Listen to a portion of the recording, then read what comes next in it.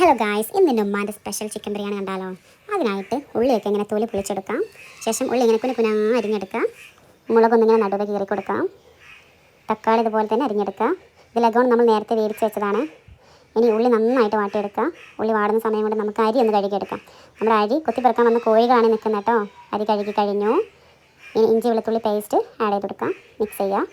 വേപ്പിൻ്റെ ഇല, തക്കാളി, മല്ലിച്ചപ്പ്, മിക്സ് വെൽ ആൻഡ് ഉപ്പ്, മല്ലിപ്പൊടി, കുരുമുളക് പൊടി, മഞ്ഞൾപ്പൊടി, ഗരം മസാലപ്പൊടി, വലിയ ജീരകം വറുത്ത് പൊടിച്ചത് ആൻഡ് മിക്സ് വെൽ.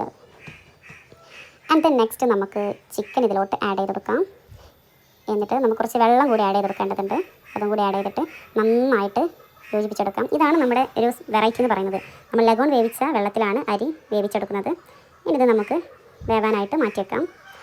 ഈ ചക്ക കൊണ്ടുവന്നിട്ടുണ്ട് കേട്ടോ. ഇത് നമ്മൾ കഴിച്ചു. അതിനിടയിൽ ഇനി റൈസ് ഇട്ട് കൊടുത്തു. നമ്മൾ ഈ ദമ്മിൻ്റെ പരിപാടിയിലോട്ടാണ് പോകുന്നത്. ചിക്കൻ റൈസ് അങ്ങനെ സ്റ്റെപ്പ് ബൈ സ്റ്റെപ്പായിട്ട് ചെയ്തു. ആൻഡ് മുകളിൽ കുറച്ച് മല്ലിച്ചപ്പ് ആഡ് ചെയ്തു. നമുക്ക് വല്ലാണ്ട് വെയിറ്റ് ചെയ്യാൻ സമയമില്ല, അപ്പോൾ നമ്മൾ ദമ്മ് പൊട്ടിച്ചു.